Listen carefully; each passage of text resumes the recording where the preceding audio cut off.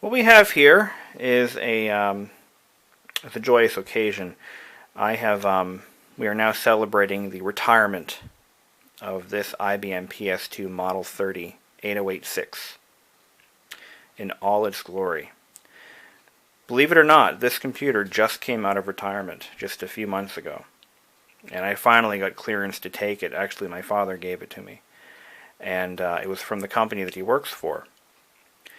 It's all fluffed and buffed and cleaned and polished. I took it completely apart, disassembled everything, cleaned everything. The motherboard, the power supply, the floppy drive, even the external case and the hard drive. After 25 years of use, it was dirty. Very dirty. But you're going to see all that if you stay tuned. We're also going to see how healthy the hard drive is after 25 years of use. It is an old-fashioned MFM with a proprietary bus-powered interface and a stepper motor control for actuator. And yes, it still works. Spoiler alert. This computer was taken out of working service after the plasma etching machine that it ran has been retired and replaced with a more modern unit. It performed a very critical task that, if this machine were to have gone down, would have cost the company hundreds of thousands of dollars in lost productivity. But the company placed their faith in the IBM PS2, and rightfully so. It was a well-built system in its day, and this is just one example of a PS2 that is still in service as of recently. There are many more. I'm sure there are hundreds of thousands of these still in service worldwide. They were built to last, and damn it, they did. They really did. Even the hard drive is still good. Unbelievable. And it was an old-fashioned hard drive, too. Old technology, very old technology. That is my foot rubbing against this power cord, in case anyone was wondering. This is the 8086 model. This is the 8530-021. It features a 20 meg Seagate hard drive, 640K RAM. Did I mention 8086? I did. And a 720K floppy drive. And not much else. But it's not really... The task it performed all these years really isn't very demanding. It just needed something reliable. So, happy retirement. Let's see how the process went. Let the cartoons begin.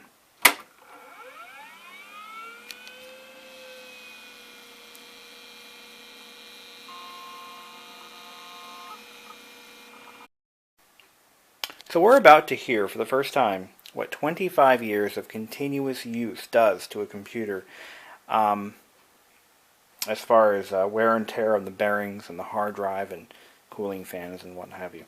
I have goosebumps, actually. I've got a whole shelf of them on my bookcase downstairs. But nevertheless, here we go.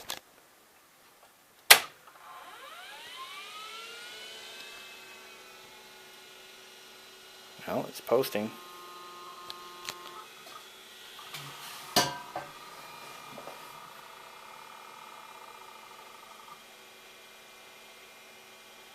Listen to that hard drive. It actually sounds good.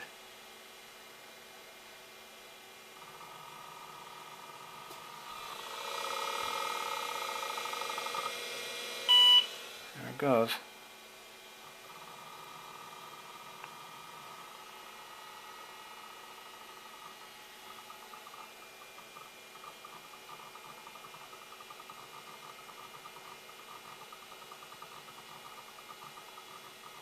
See nothing on the display. I wonder if I need to pull out the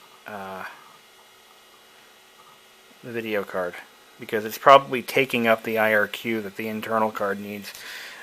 It's booted, but we need to get the video going. So let's go ahead and shut her down.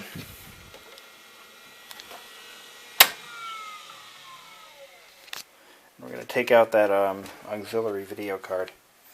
Because this machine was used to replace an existing IBM PC, which would have been a PC XT,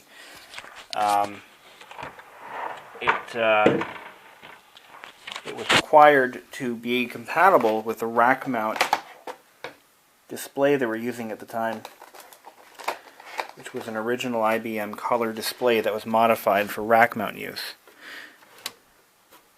I don't have it. I didn't really want it because that means I have to dispose of it, so I just left it behind. But I believe this video card is taking up the resources, and I might have to modify. I don't know if it's through dip switch settings or what. I've got to take a look at that board and get a better idea. There's also an auxiliary card that has to come out. It is the proprietary card that was used to drive the machine that was hooked up to for so many years. So we're going to pop this out.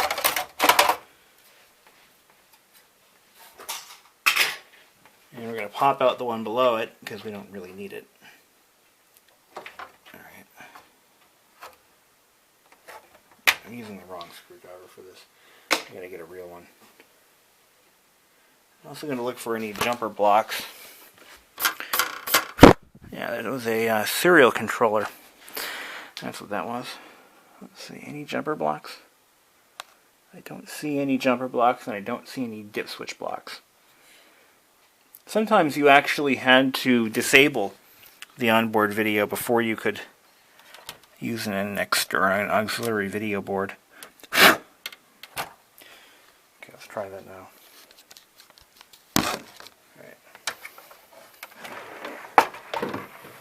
Alright, second round. See what happens. Cooling fan is nice and powerful too. There it goes. Now we're going to do the memory count up. I'm going to say it has 1 megabyte of memory, not a gig, 1 meg. Nope, 640K. Man, they really went all out. Now it's going to boot up its proprietary software. Probably runs OS 2 or something. Nope, DOS. Looks like DOS to me. That's DOS.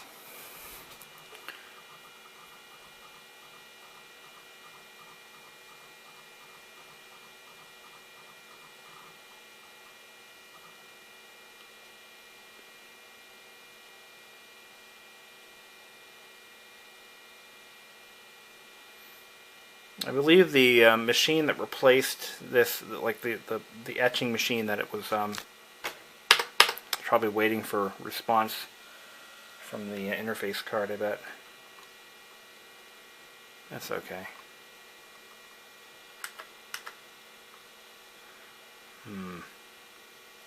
Maybe I can do an F5 and abort startup files.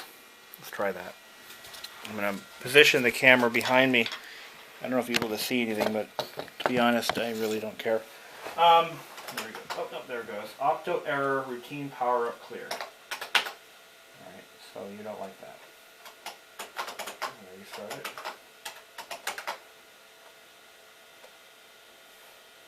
This is what I got. Oh, now it's doing something. Oh, it acknowledged my control delete command. There it goes. Can I do an F5?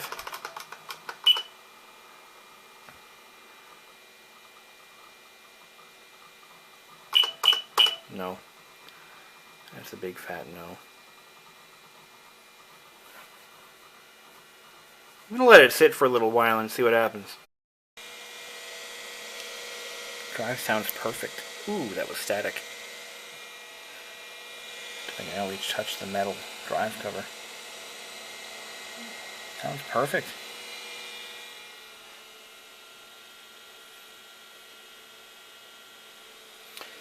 Sadly, I don't have a lot of 720K floppy drive diskettes.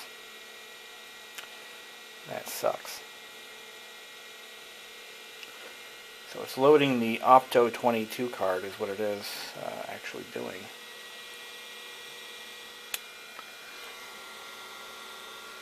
Yeah. The early lithium battery is what that is. Opto error minus or negative 29. So it doesn't like me. It won't let me go any further either. Probably a key command that would clear that out.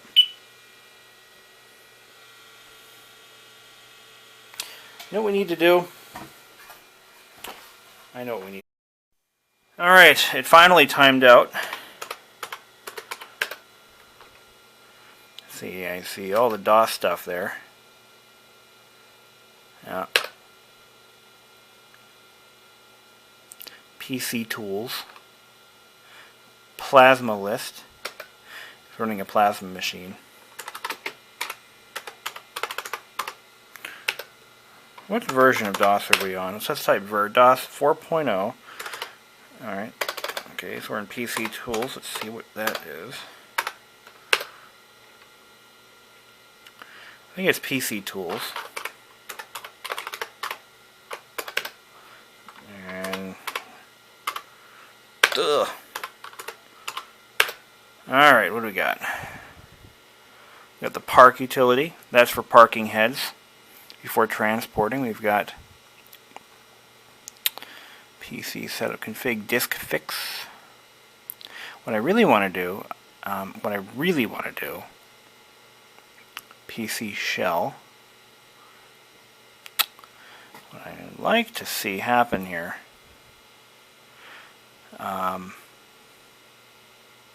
there's no tools. PC cache, PC setup, disk fix, compress, PCB1, PCB2, LLQC, disk fix. I want to check it for bad sectors.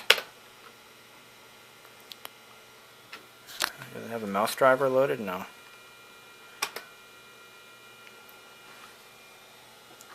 Yeah, I do. 21 meg.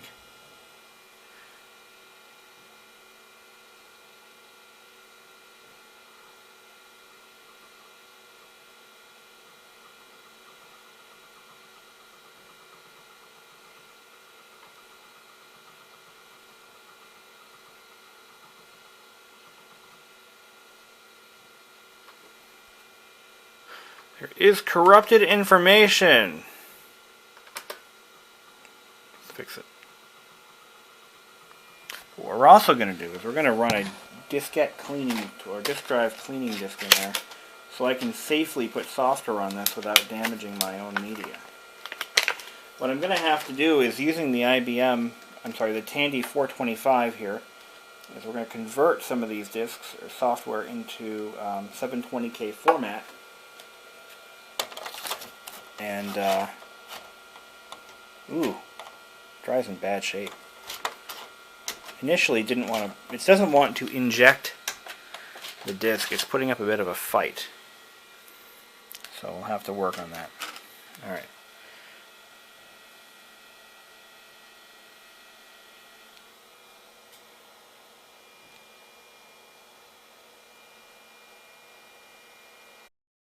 So what we're doing now is we're running disk fix, which is a tool used for checking for file structure integrity, in addition to a complete surface scan of the drive. The red X's indicate bad sectors, or bad clusters. And on a modern drive, that would be a cause for alarm. On an older drive, that's pretty much expected. And not because the drive is worn out, but mainly because these bad clusters would have been marked at the factory, and the software is actually seeing those. So those were never intended to be used in the first place. What really can be an alarming instance is if you start seeing bad clusters on a disk that is brand new, or if they start appearing, I mean on a modern disk, or if they start appearing as the disk ages. They can be an indication of a mechanical failure or impending doom. As you can clearly see, this section of the disk has never really been written to. This is where a defrag would come in handy. And I believe one of the versions of PC Tools, or actually it might have been in DOS, there was a defrag utility. What I'm actually going to do, though, is actually format this disk for you on camera, and you're going to see how that's done. We're not going to do a low-level format. I don't see that as being necessary. The drive is readable, appears to be fully functional. But what we're going to do is I'm going to try cleaning those heads again. And we're going to just abort the test. I think it's in good shape. So let's... Actually, I'm going ahead of myself here. We're going to wet this disk when it's good and ready. Okay, so far so good. The previous scan revealed these red X's, but this current scan revealed no new ones, so I'm happy about that. I think this drive is healthy. I mean, I don't believe it. It is actually a healthy drive. It is a unbelievably healthy drive. Now, is defrag part of this? No, it's not. What we need to do now is we're going to actually try to clean the drive, the floppy drive. I blew the dust out through the case just by blowing on it. Not the best way to do it, but I don't have my little can air thing, you know, to clean it. So let's do a quick clean on that. We're going to clean those heads. They haven't been cleaned in 5 presidencies, so we're going to get it done. Before I put any good discs in this machine, I have to make sure that disc is clean as a whistle. I mean the drive, not the disc. Okay, I think it's clean enough. Alright, let's probably power her down and get ready to boot from this. This is DOS 3.3. It's not DOS 4, but it's close enough. Let's do a Control-Alt-Delete reset and then boot it off the floppy drive. I love that gurgling sound that drive makes. It's kind of gurglish. Yeah. Did I say gurglish? I said gurglish. Boom, boom, done. Alright. Wait a minute. Does this have F-disk on it? Oh, shit. Oh, shit. The disk is going bad. Alright, I got a bad DOS 3 floppy diskette.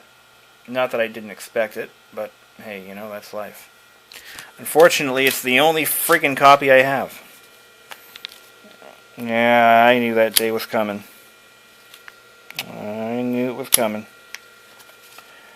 Let's try a retry on that.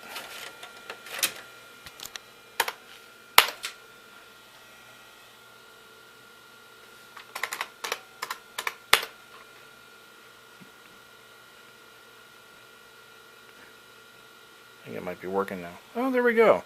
Let's check for partition information. We don't really need to delete the partition, but we're gonna.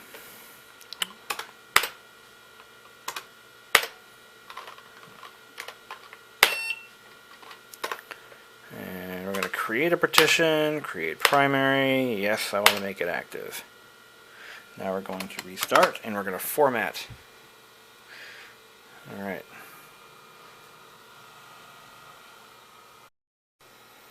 Okay.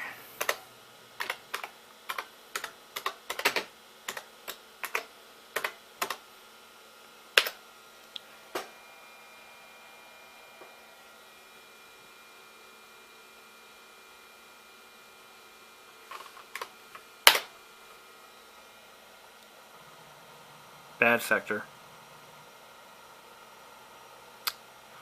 We'll see how many more of these pop up when we're done. Whoa! Yeah, we got some bad sectors there. Well, you know, it's not as bad as I thought it would be. I mean, the drive still works. I mean, that is just crazy. But what usually happens is when I format the drive again. Now remember, 10,000. I'm going to write this down because I write things down. We're going to see, all right. 10,04448 in bad sectors. Let's see what happens here. Ugh, damn it. What? I can't write this fucking pen. Here we go. 10444 8. Bad. And let's see, 210-959-36.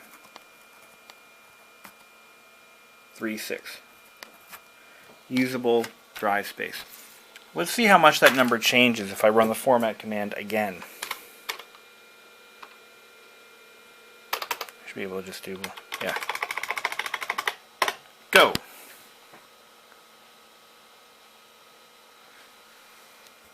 I've seen that number go down after formatting again. Now, see what. Okay, so I guess I was wrong about that. Turns out that wasn't true at all. Numbers are exactly the same. So let's go ahead and we're going to create a DOS directory. Alright. And we're going to go to DOS, go to A.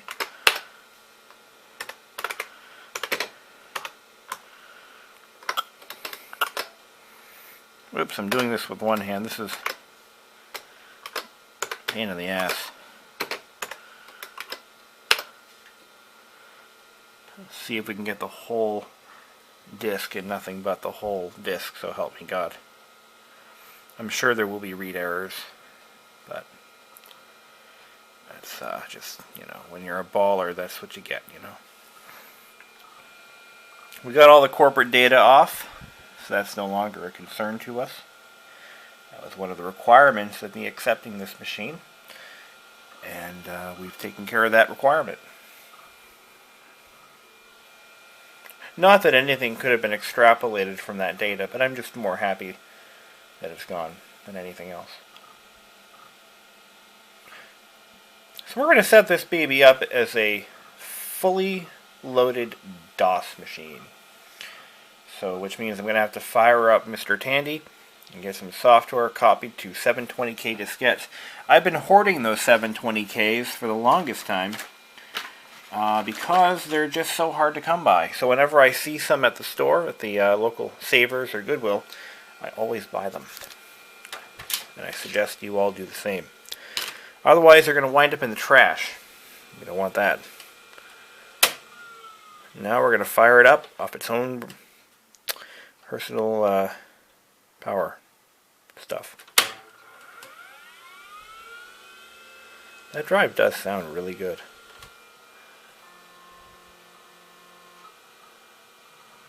There's a lot you can do with 640 kilobytes of RAM, including launch a rocket to the moon. Like the old saying goes, 640K is good enough for NASA, it's good enough for you. No errors. That is crazy go nuts.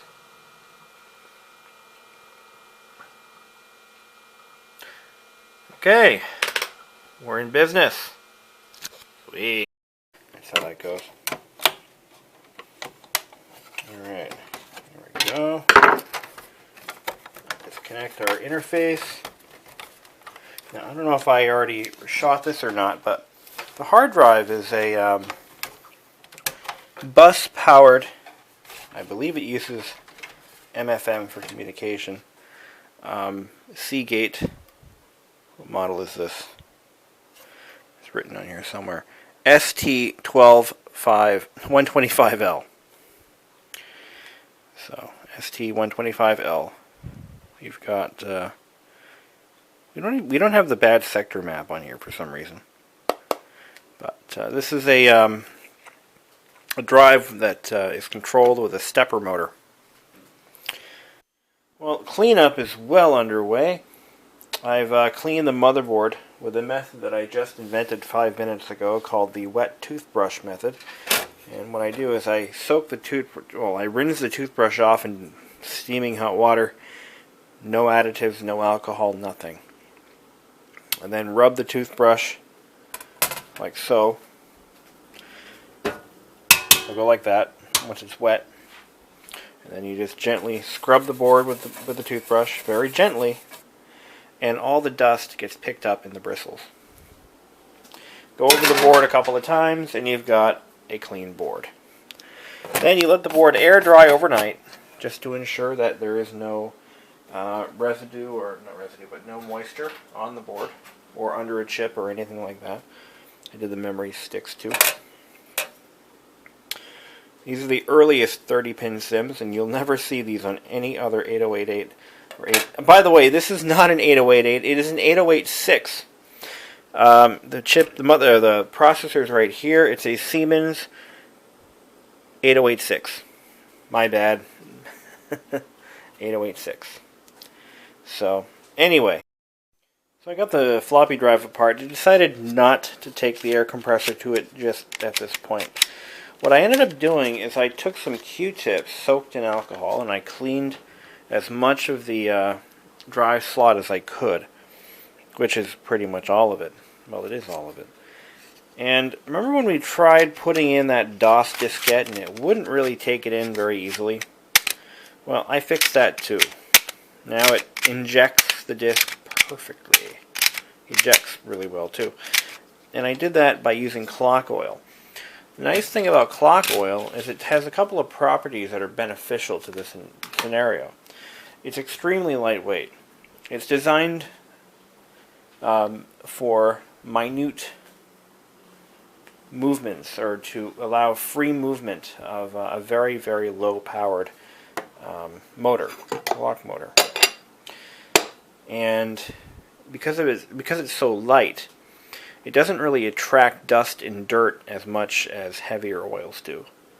It never gums up. That's one of its virtues. Clock oil doesn't gum up unless it's contaminated with debris. So eventually, yeah, it may get kind of gummy. But it has a needle applicator. Nice big needle. And with that needle, I was able to get into all of the sliders underneath this plate here, which are actually in the base plate in the bottom that the eject button is connected to. I was able to get all the gummed up sliders and lubricate those. So now they have nice free moving action. So there's that. So the only thing left now is clean the power supply, which involves bringing the entire chassis to work. To dismount the power supply, I need my security bit set. So I'm just going to do what I've done, disassemble it, and bring the rest of it to work. And clean it, and we'll be reassembling it tomorrow. It'll be a good thing. Get it done. Hard to believe that this machine has spent 25 years in continuous service, reliably. And a mission-critical application for this company, too, mind you. I mean, if this machine were to go down, they would be losing money, and lots of it. So, that's kind of nice, that these old machines you can still place your faith in. And we're talking a company that does billions of dollars worth of work every year. So, it's really funny, though. I mean, not funny, but it's just very interesting how a machine like this can be a critical link in a billion-dollar corporation. This one machine. They only had one plasma machine, just one, and this baby was running it. I find that so incredibly amazing. And it could have gone down at any point, but it didn't, because it was built properly and simply. So, when we come back, I'm going to be doing the software installs. So I'm going to spend some time and get some software moved on to 720K floppies. And we'll be getting some stuff installed in this baby. And that'll be nice. That'll be fun. So stay tuned for that. That'll be the next video. I'm not going to cut into this anymore. I think we're done here. Onward and upward. Alright guys, we got everything cleaned up. The case is clean, the power supply is clean, motherboard's clean, everything's clean.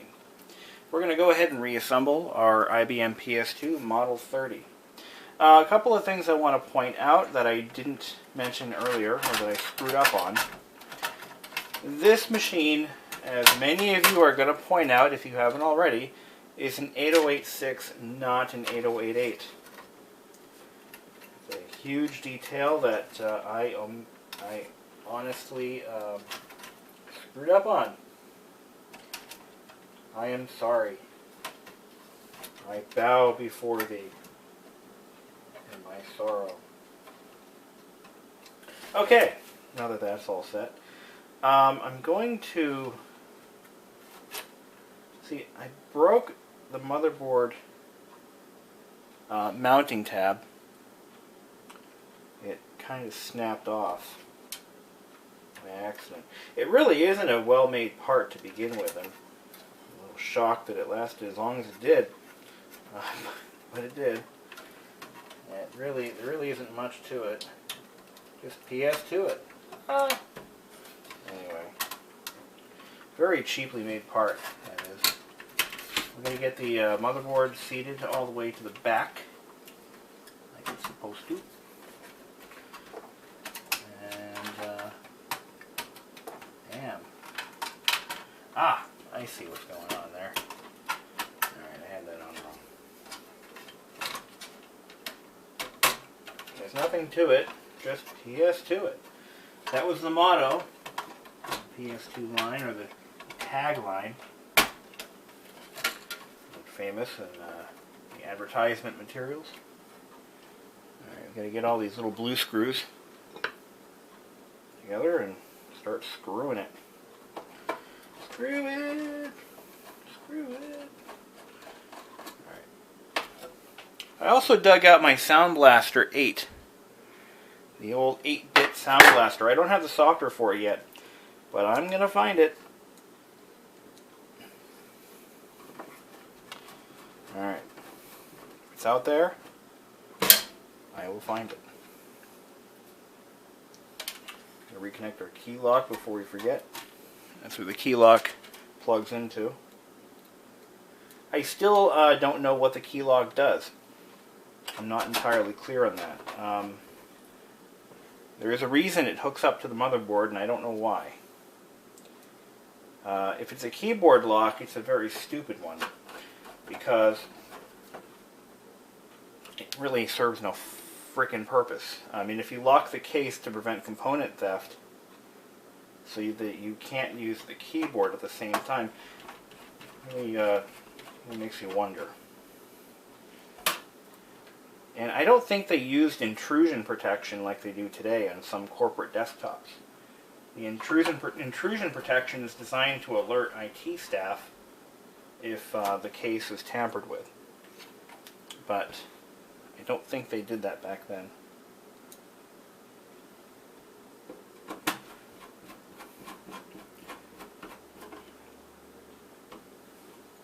Okay, got all that. Let's get our wiring put in. It's easier when everything's apart like this.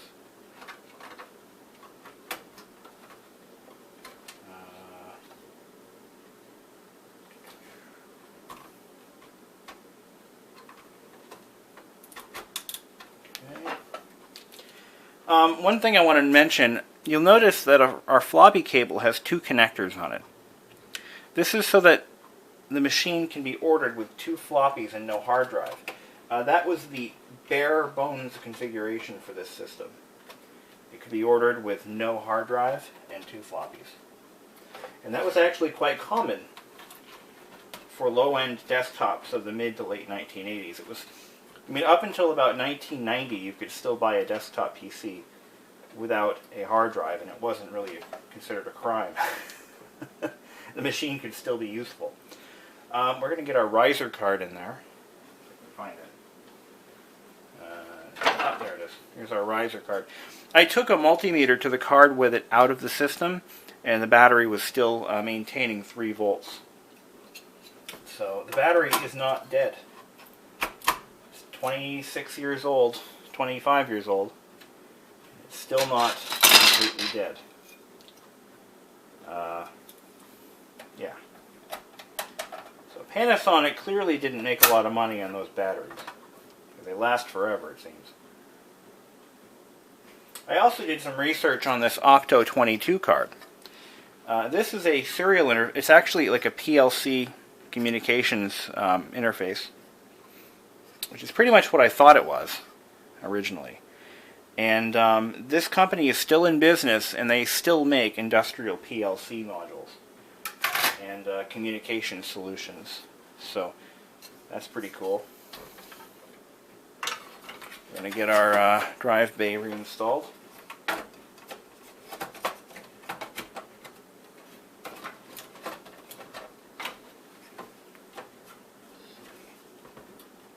pretty much all it takes. Get the screw in there.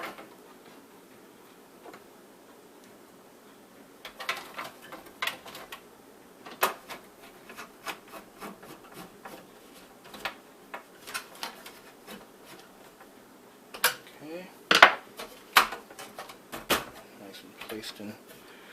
We'll take our nice clean front panel, and it just slides right in.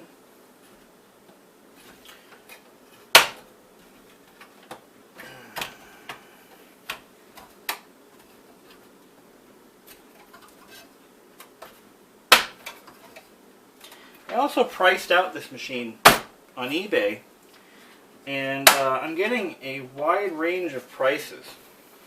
I found a 286, which is basically the identical machine that I had growing up. Actually, I didn't have it long. I had it about 2 years when I was a kid. And that machine has sold for over $300. Just the desktop system itself. It was a 286 model 8530-something. And it sold for, like I said, $300.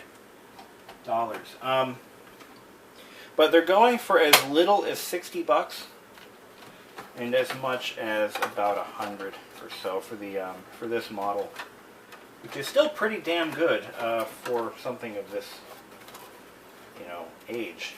I mean, the PS2s are still valuable, which is why I'm glad I still have my Model 80. It is worth something, and I will sell it eventually. I'm actually ready to sell it as long as I can find someone willing to pay for the shipping. I don't really use the Model 80, but I'm keeping... Oops, I just put the wrong faceplate on. I'm keeping it for... I'm keeping the monitor and I'm keeping the keyboard.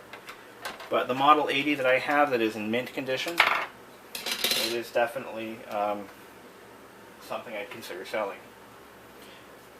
It was purchased by a moving and storage company, as far as I can tell, in 1990. And it was held in storage for, it was held in a warehouse for about 19 years. And so it was never used. It was basically purchased, probably as a spare, along with 7 other machines just like it, and they were never deployed into any active service environment, which is very crazy if you ask me. This is our hard drive locking clip. We're going to pop that back in because we still have it. There we go. I'm going to put in the Sound Blaster. Now I'm missing, I'm probably not missing them, they're here somewhere. 2 screws that hold the expansion adapters, and I might have taken those out upstairs, so I'm going to just pop my sound card in the riser slot, and I'm going to go hunting for the software for this card, if I can find it. It's not behaving. The slot. I'm going to have to do some creative tinkering here to get that to work. Let's see. Be right back. Okay, my 8-bit machine now has a working Sound Blaster, or one that was presumed working. Okay. This is cool. This is cool. Now, either I'm going to find an 8-bit modem to fill in this other slot, or I'm just going to throw a slot cover in. I'm not really sure. I did find that other screw, though. That made me happy. So, you know, I think it's time to give this sucker a quick test, and we can start loading software on it and see what the hell happens. Another correction I have to make is that this is a VGA looking port, but it actually puts out CGA graphics quality. Allegedly, the 8086 model did not have VGA. Well, it works on a VGA monitor. I didn't realize that you could plug a VGA monitor into a CGA port or make CGA work on a VGA monitor. I did not know you could do that. You learn things every day. But everything is clean and ready to rock and roll. Now, that floppy drive, let's see how it works while it's in the machine. Okay, much better. That I can live with. So we're good to go. I got an even better idea. Since the top knockout cover has never been removed, I was able to take the slot cover off of that and put it on the bottom. That's using your head. Originally, all three of these slots would have had knockout covers over them, and then you just take off the plastic cover of the slot that you need to use, and that's it. But the top slot has never been used. Alright, in this test, we're going to see if the machine still boots. If it does, we're going to install the print shop. Okay, here we go.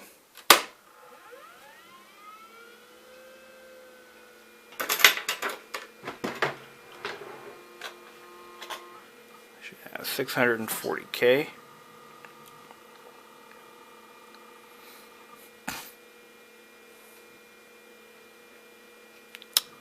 I reset the clock. No shit. Alright. Keyboard error. Oh, that's because I hit a key.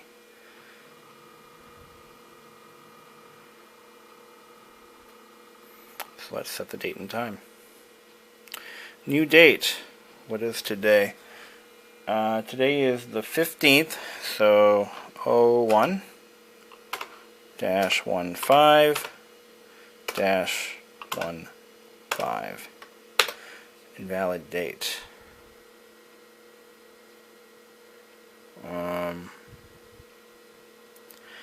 Well, folks, it looks to be that oh wait.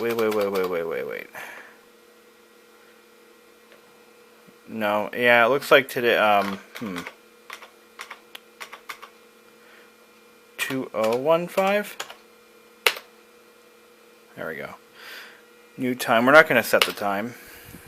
That's good enough. Now we're going to go and load. Let's see. I think we need the program disk. Drive A. DIR. And is there a setup install?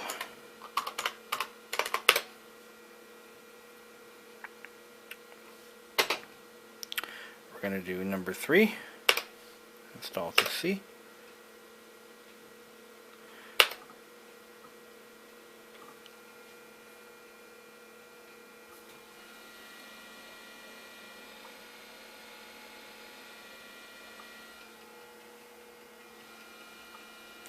I remember my PS2 model 3286 had the loudest floppy drive in any computer I have ever had. It was like seriously, it was terrible. Insert the data disk. And why don't we try printing something? You know what? Let's give that a try. And I'm going to finish the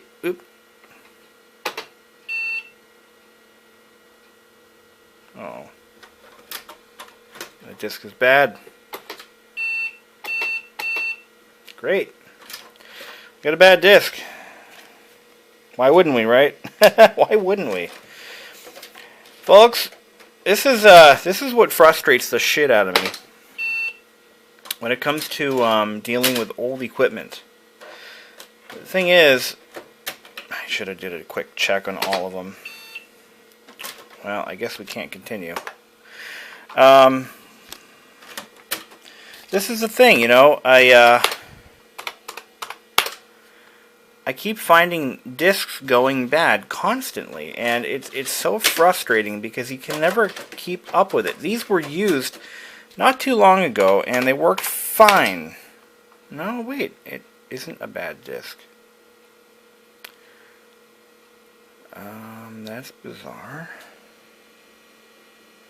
Huh.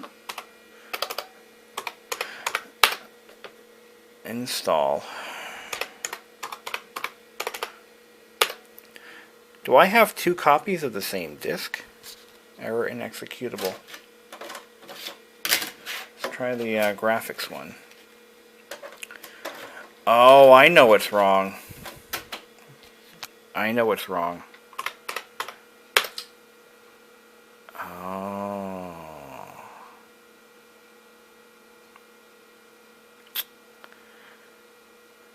35.5, 328. Okay, let's put in one of the others. Alright, I'll tell you in a sec what it is.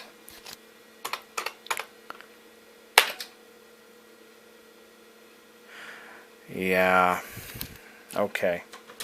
There's a switch that tells the drive when a disk has been swapped out. And it appears to me that that switch is not working. Where's my DOS disk? Okay, here's the problem. I believe... Yeah, I was right. DOS 3.3, I think, has this bug. It's not a faulty switch or anything like I was thinking. It has a bug that sometimes doesn't sense when a 720K floppy disk has been swapped. I think there's a way to fix this, but it's a bit. I think you have to add something in the config file. I gotta Google this now. So I've been trying to find an acceptable solution to this problem, but I am coming up empty-handed. I did some experimenting, and I discovered that if I pull the disk out and then hit enter, it acknowledges the disk has been swapped. Let's just try it again and see what happens.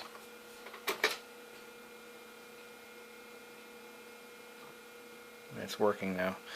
I remember this being a huge problem way back in the day. A lot of people had this issue, and I know I've read about it before. I don't remember what the solution was.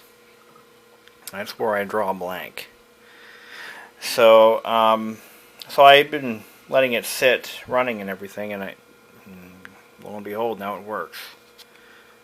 So praise Jesus. Alright, we're getting somewhere.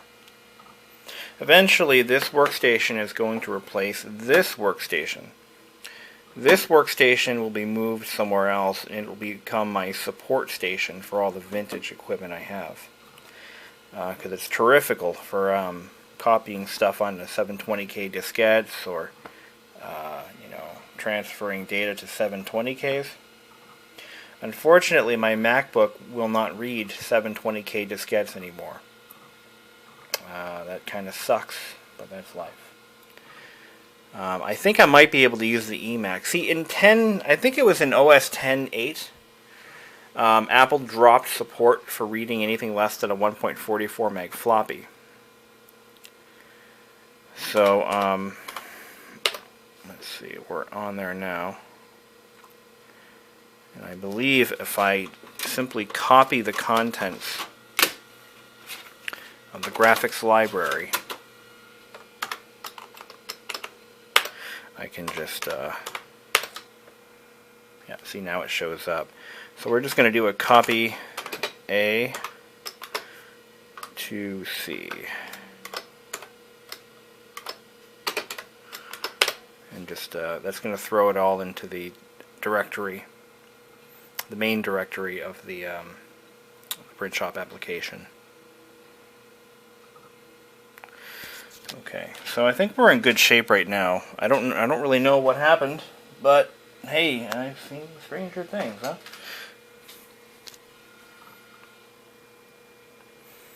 I really want to set this one up though. I love the way it looks, and I think it would really look great with the original IBM keyboard and monitor.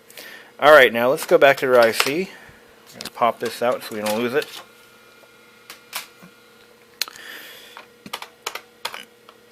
I think we just type PS to get it going. Look at that. The print shop. Okay. Does it have a driver? If I have the, yeah, I think the Epson driver will work for the Oki data. Unless I have an actual Oki data driver. Can I hit O? No. Gotta just scroll through the list like a tool bag. The Epson Fujitsu DX 2400, I actually own one of those. Owned, past tense. Now we're dealing with an Oki data. What do we got? A Microline 395. I think we might actually have it. Let's see. Color monochrome. I think the 393 driver will work.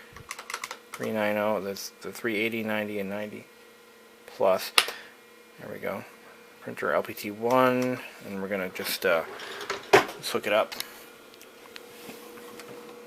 It's way over there. Let's just unplug that. Unplug that. Pull the connector. Did I say connector? I meant connector. Pull the connector. Ah! Alright. Parallel. Right there. Fire up the beast of burden.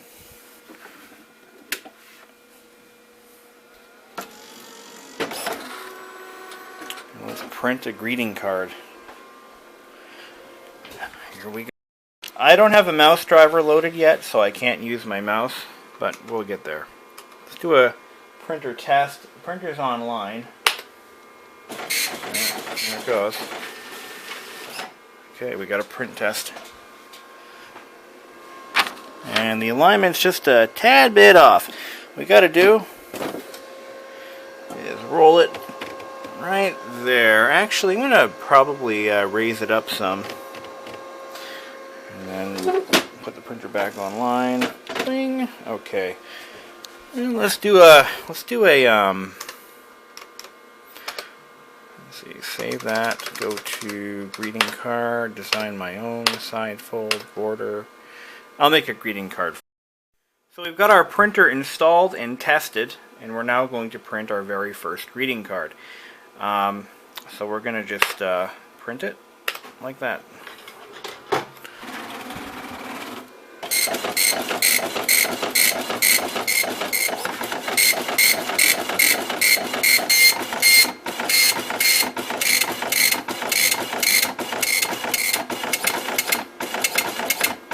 I love how the older version of Print Shop prints, because it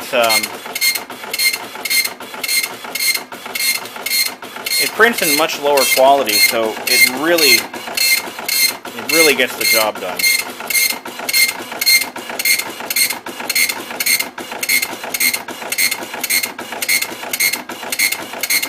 Now all I got to do now is find a disk image of Windows 2.03, and we're going to put that on it.